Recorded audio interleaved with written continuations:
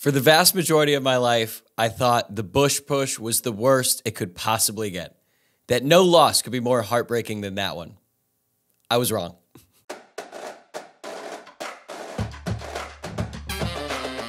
You are Locked On Irish, your daily podcast on the Notre Dame Fighting Irish.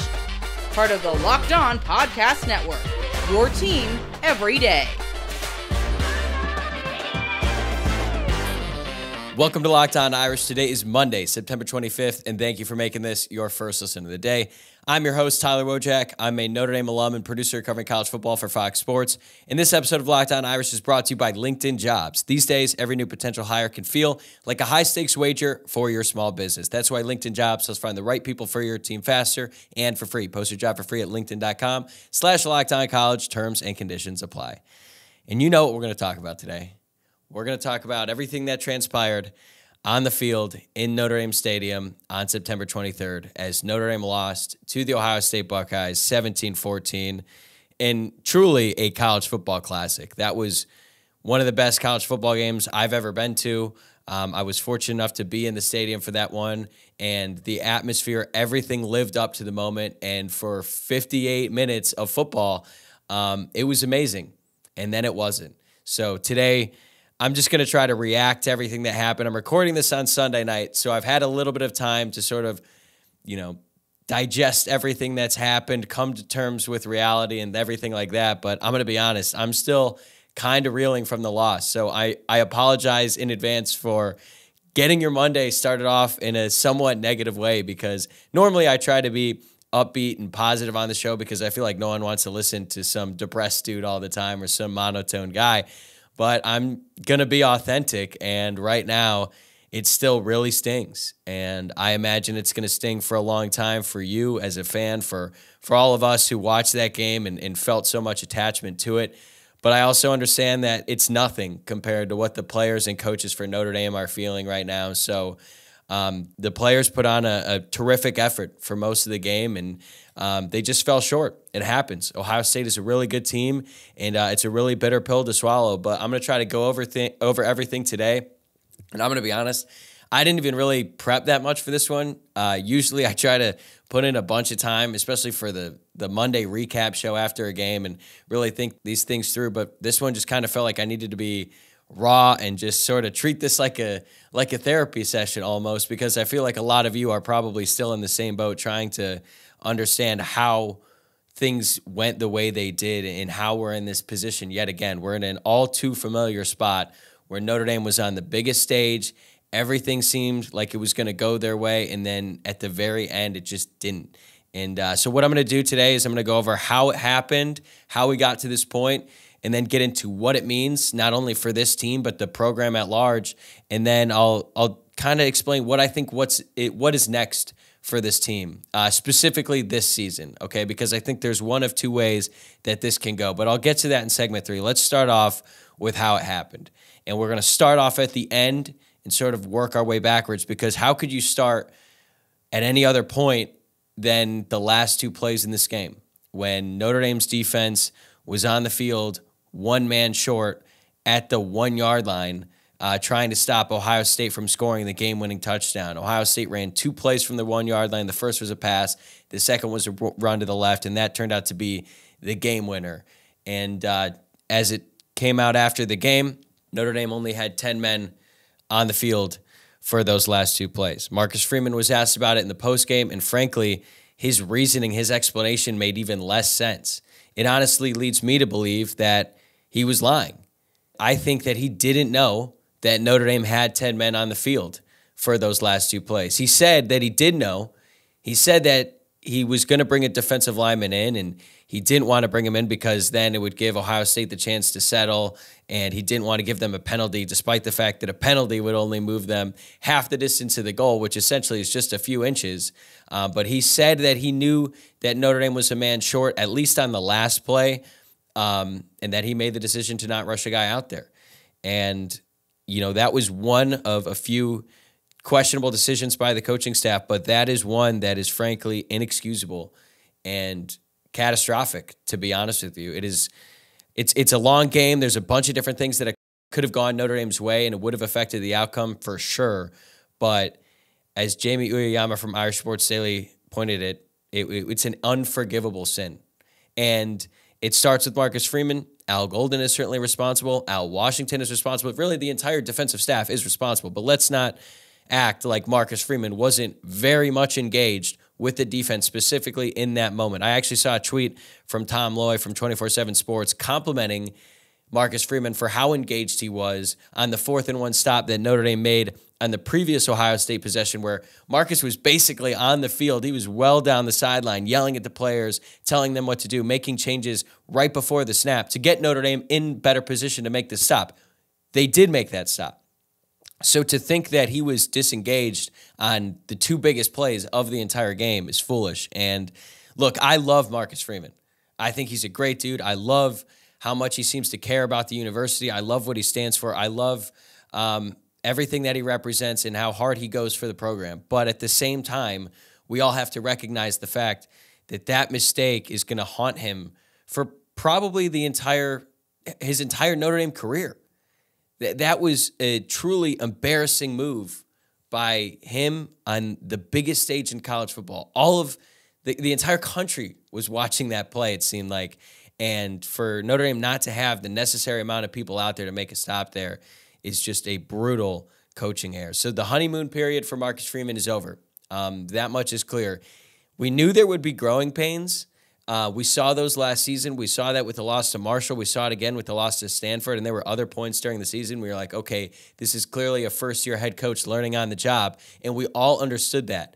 We all accepted the fact that that was going to happen once Marcus Freeman was hired to replace Brian Kelly. He's a young guy. He's a first-time head coach, and you're like, okay, we think he's going to be the guy to take Notre Dame to the next level, but it's going to be a bumpy road, to quote Marcus Freeman, to get there.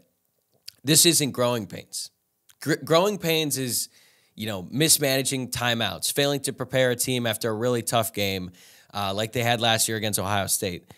Growing pains are being stubborn about play calling, mismanaging your personnel. Maybe you're running nickel when you should have been in base defense. Like, those are growing pains, something that you kind of learn. This isn't a growing pain. This is, I keep saying catastrophic. It is. It is a catastrophic mistake made by a coach on the biggest stage, and that's unacceptable at any level, whether it be college, high school, hell, even youth football. You cannot let that happen, and Notre Dame let it happen, and the coaching staff is to blame. And it's not just there either. It's the offense is certainly responsible as well. Notre Dame got the ball back with the chance to put the game away. They were in 4-minute offense, and all they had to do was get a few first downs, run the ball, run the clock out, impose your will on Ohio State, something that they had been doing for the entire second half up to that point, and they failed to do it.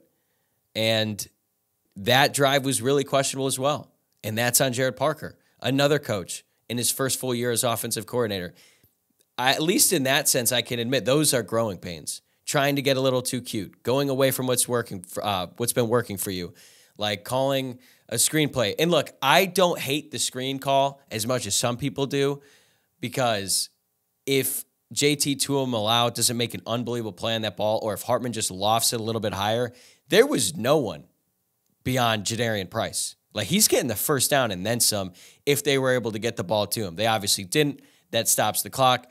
Notre Dame is now in a 3rd and 15, and it ended up not working out. So when you look at the results, you say, okay, they shouldn't have done that. And I get it. I totally understand the argument. I'm just saying that, like, the idea there of throwing a high percentage pass, maybe catching Ohio State off guard, I'm a little bit more understanding of that than if they had tried to push the ball downfield on that play. But that's just me. It still clearly was a mistake based on what happened, and it shouldn't have happened. I also don't understand why they decided to take Audric Esime out after he had an 11-yard run to give Notre Dame a first down. And then I understand that Jeremiah Love and Jadarian Price had been playing well up to that point, but given the situation, given what was at stake, Notre Dame just had to use what they keep saying is the best running back in the entire country, and just bully Ohio State. Run it. Dare them to stop you with your best player. And Notre Dame chose not to do that.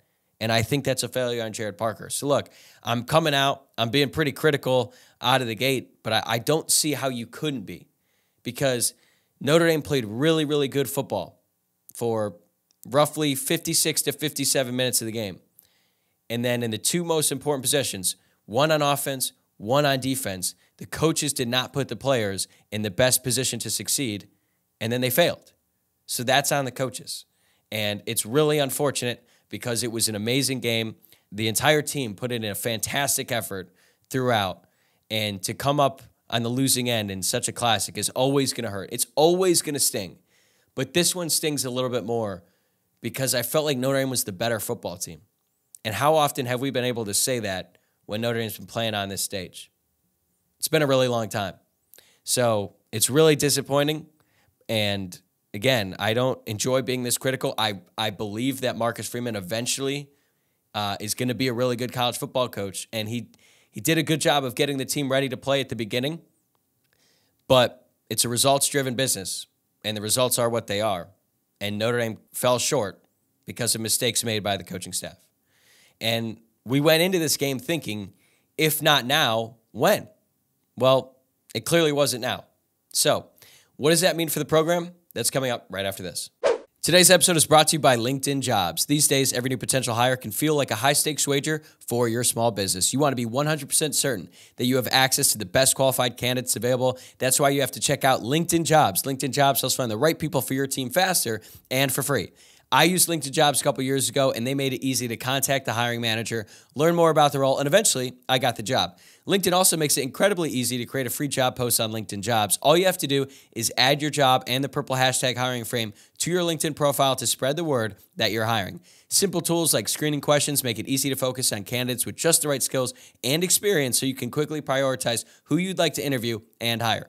We all know hiring people can be time-consuming, but adding the right team member can be invaluable to your business, and LinkedIn Jobs makes it easier than ever. It's why small businesses rate LinkedIn Jobs #1 in delivering quality hires versus leading competitors. LinkedIn Jobs helps you find the qualified candidates you want to talk to faster. Post your job for free at linkedin.com/lockedoncollege. That's linkedin.com/lockedoncollege to post your job for free. Terms and conditions apply. Before we get back to the game, I'd like to ask you to please like the video below and subscribe to the channel if you're watching on YouTube, or if you're listening to the podcast, please rate the show 5 stars, leave a review, and of course, subscribe.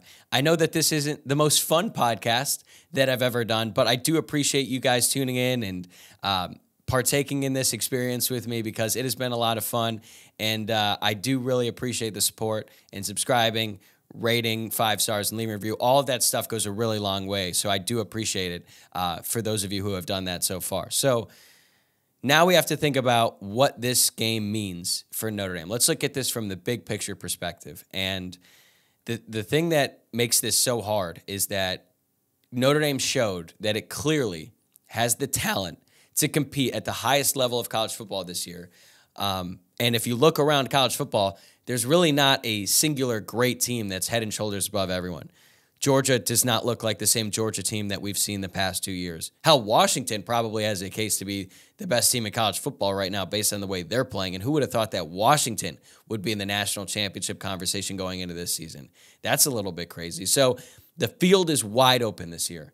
And you know, Notre Dame is certainly a flawed team, but when you start looking at the big picture and all the other teams in college football going into this game, had Notre Dame pulled it out, then all of a sudden, they're not just in the playoff conversation. They're in the national championship conversation, in a legitimate one. Not like 2012 when they made it and they realized right away that they didn't really belong. It would have been a lot different this season if Notre Dame was able to pull it out and they weren't able to do it. So until Notre Dame is able to win one of these games, it doesn't really change anything for the program. Like, everyone can watch that game and see that Notre Dame is a really good team. If anyone out there watches that game and says Notre Dame's not that good and that it's the same overrated team, that's ridiculous. That's just a hater. That's a Notre Dame hater, and there's no way that they were ever going to be impressed by what Notre Dame's doing. But you watch the game, I watch the game, we both know Notre Dame is a really, really good football team. But they just can't seem to get over the hump. And honestly, it felt like somewhat of a step back for the program because everything that went into this game, all the hype, all the pomp and circumstance, all the lead up, building up into what could have been a truly program-changing moment if they had beaten Ohio State, a team that has frankly owned them for the better part of the past 2 decades. The team who Notre Dame aspires to be. Notre Dame, even though it's a national program, they have a bunch of Midwestern qualities, right? Run the ball, offensive and defensive line-driven programs, getting the best talent out of the Midwest. Those are all qualities that are emblematic of the best Big Ten teams like Ohio State, like Michigan. And Ohio State, even though they lost to Michigan the past 2 years, over the past two decades, they clearly have been the best team in the Midwest, not Notre Dame. And back in the day, Notre Dame was always the best team in the Midwest. So Ohio State is everything that Notre Dame really aspires to be. Hell, their coach is a former Buckeye. There's several former Buckeyes on the staff. They want to be where Ohio State is at, and they had a chance to knock them off this season. They were so close, but they didn't get it done. And it seems like every time Notre Dame has a chance to win one of these games, whether it be Ohio State or other elite teams in college football, they either get blown out and embarrassed or they lose in the most devastating fashion possible. And games like this don't come around that often. Let's go back to 2005, the Bush push. Gutting loss, last play of the game, basically. Then they didn't have a game like that of that magnitude, really, until 2012, when they played in the national championship against Alabama. We all know how that went. That game was over by the end of the first quarter. 2013, they didn't play in a game like that. 2014, they play Florida State, #1 team in the country, massive winning streak on the line. Notre Dame takes them down to the final play, and they get robbed. It's really unfortunate. How different are things if Notre Dame did not get that offensive pass interference call? It was ridiculous then. It's ridiculous now. But they didn't get it done. They lose that game. 2015, nothing to that magnitude. 2016, no. 2017, even though they got blown out by Miami and it was a big game, Miami's not on the lead. That was a fluke. So I don't even count that one in this discussion. 2018, Clemson, college football playoff semifinal, they get boat raced. And yes, Clemson ended up being one of the best teams of our generation. But still, Notre Dame got blown out when they were on the biggest stage. 2019, they didn't play a game like that. 2020, regular season, they beat Clemson. They think they got over the hump. But Clemson didn't have their starting quarterback, a generational quarterback at that. They're missing some starters on defense. They play again in the ACC championship, and what happens? They get blown out. They don't have another game like that until 2023, this Saturday, and they lose to Ohio State in very dramatic fashion. So if there's one thing Notre Dame is when they play on this stage, it's relatively consistent because one or two things are going to happen. They're either going to get blown out or they're going to lose just a gutting game. And we spend months on end talking about what Notre Dame must do to get over the hump. And the vast majority of the time when Notre Dame plays in these games, they're typically outmanned. And even in the games that they come close, they need some crazy things to happen. Like in the Bush push game, they needed a punt return for a touchdown. They needed a couple things to go their way. You always kind of knew that that USC was the better team there. Notre Dame was better than Ohio State. And that's why this one stings so bad. They shot themselves in the foot and lost. And honestly, if you were to grade the performance overall, it's probably like a B-minus game. And they still could have taken down an Ohio State team that, you know, they might not be the best Ohio State team in the past decade, but they are still loaded with NFL talent. That's a really, really good football team over there, and they just weren't able to do it. So when is it going to happen again? I don't know. I'm sure that Notre Dame is going to have another game where they're playing a top team on a big stage. It might not be this year. It might not be next year. It might be a few years down the road, but it will happen again. And I'm sure that we're probably all going to get our hopes up again because that's what we do. But this one was right there for the taking, and they didn't get it done. I mean, I really can't stress this enough, how amazing the atmosphere was. It's the best I've ever seen at Notre Dame Stadium. That is not an exaggeration. I've been incredibly fortunate to attend a bunch of Notre Dame games in that stadium from the time when I was a student, and, you know, all the students get season tickets. Before, when my family would be able to get to games. After I graduated, I've been able to go to a few really good ones, and that one was one of one. At least in terms of Notre Dame home games. All the, you know, negative stereotypes about Notre Dame, the crowd and all that, and how it's a wine and cheese crowd, it wasn't that. And I think despite the fact that there was certainly some red in that stadium that night, Notre Dame fans, they owned that stadium for the better part of the game. It was loud, and the crowd was a factor. And the DJ that Luke Smith and I used to give such a hard time, that guy's gone. The new DJ they were playing some songs that got you hyped. There were different moments in that game where everything they did in that stadium, man, I was like, man, this feels like a really big-time college football environment and atmosphere. And it still wasn't enough. And I think that's why this stings so bad, because the team was good enough, the environment was good enough, and in the end, they just weren't able to get it done. And let's just be honest, this loss is going to sting in recruiting because it's just another L in a long list of games when Notre Dame wasn't able to prove that they belong at the top and that they could beat teams at that level. They've played close a bunch of times. I think people forget how close Notre Dame played Georgia both times that they played them. They weren't Georgia, the dynasty or near dynasty that they've become now, but those are some damn good football teams. I mean, the one in 2017 made it to the national championship. We didn't realize how good they were at the time, but Notre Dame played really well. But until they get over the hump, until they get one of these wins, coming up close isn't going to really matter because the reputation, the stigma, all of that is going to remain the same. And personally, it feels like a missed opportunity of a lifetime. There was a moment on 4th down on Ohio State's final drive where I literally, before the play, I had to sit down and take a second to catch my breath, honestly. My stomach was like nauseous because I fully comprehended the magnitude of the moment. And I thought to myself, is this really going to happen? Are we really going to get this stop here on 4th down? Notre Dame is going to win. This is going to be the perfect end to what had been one of the best weekends of my entire life.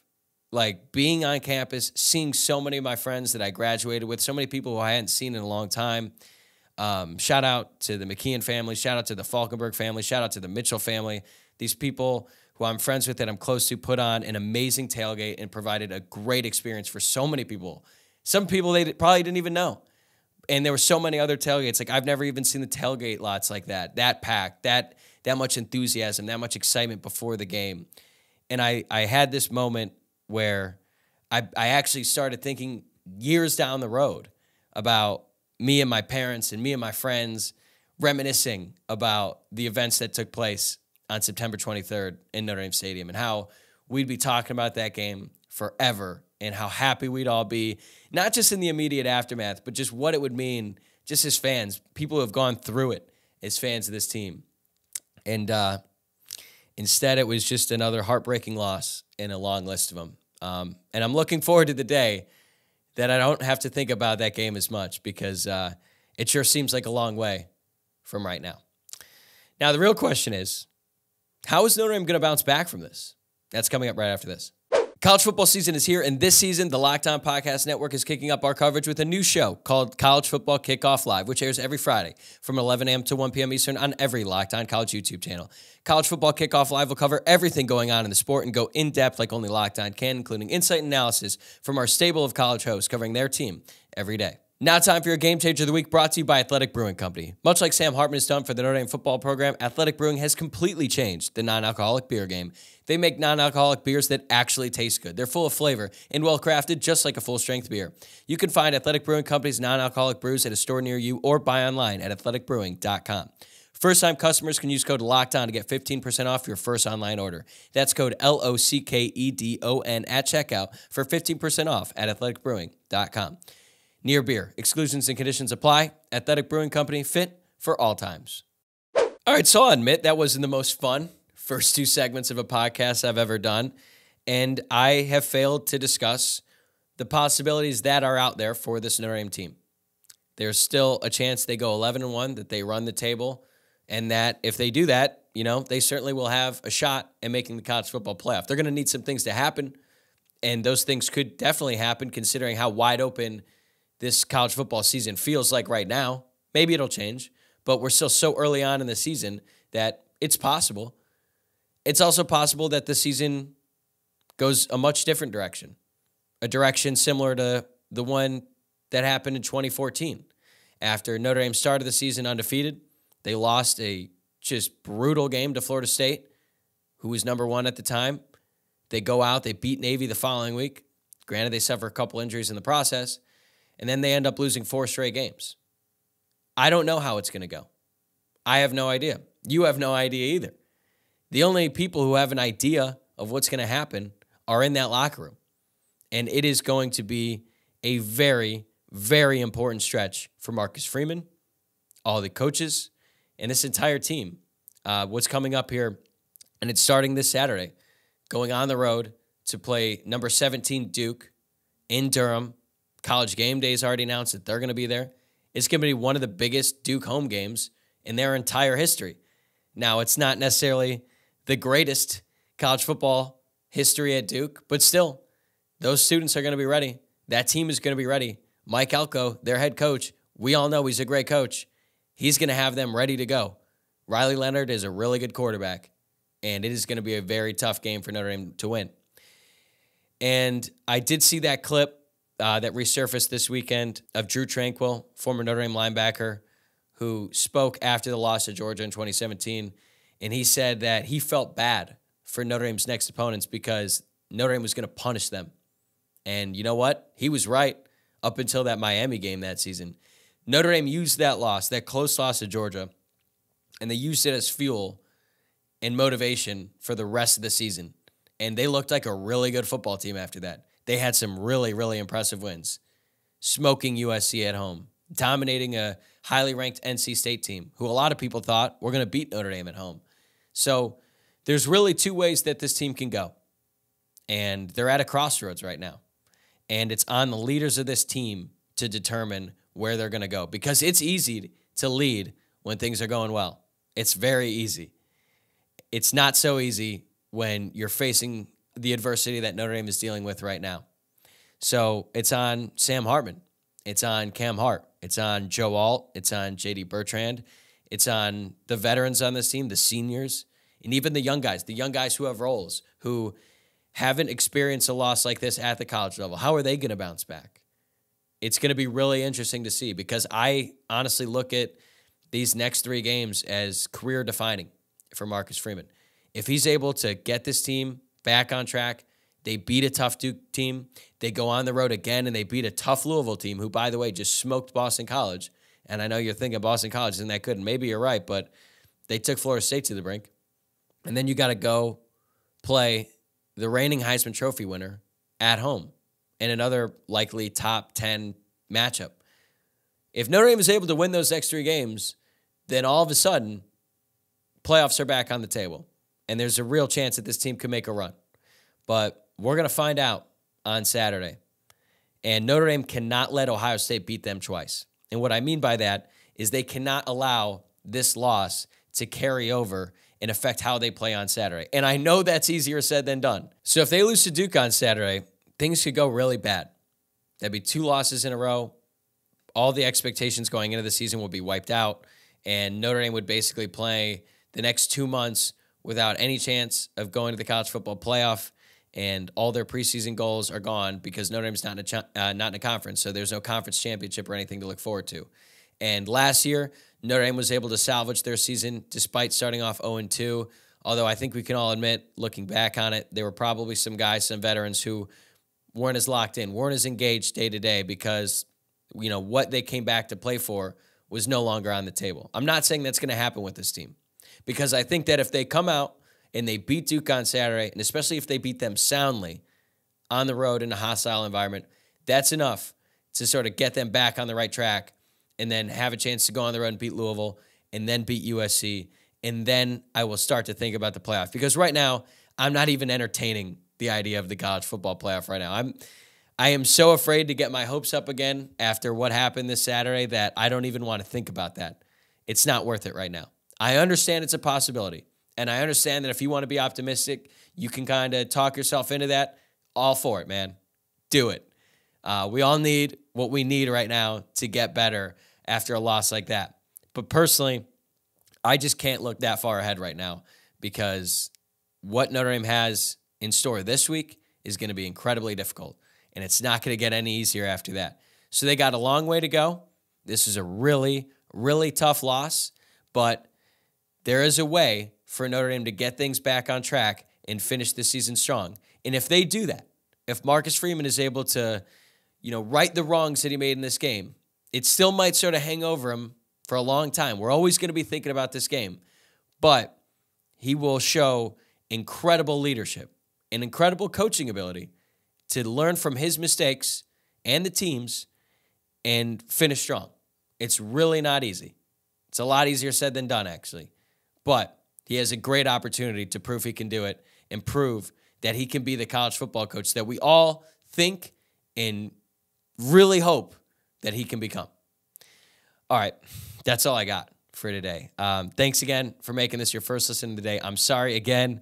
This has not been the most fun, upbeat, positive podcast in the world, but like I said, I'm still reeling from Saturday, and no matter what, I'm going to be authentic on this show. So before we head out, please subscribe on YouTube, wherever you're listening to the podcast, and follow the show on social media. I know it doesn't seem like it right now, but I do believe that better days are ahead for this team and this program, or at least that's what I'm going to tell myself so I can fall asleep at night. I'll see you guys tomorrow.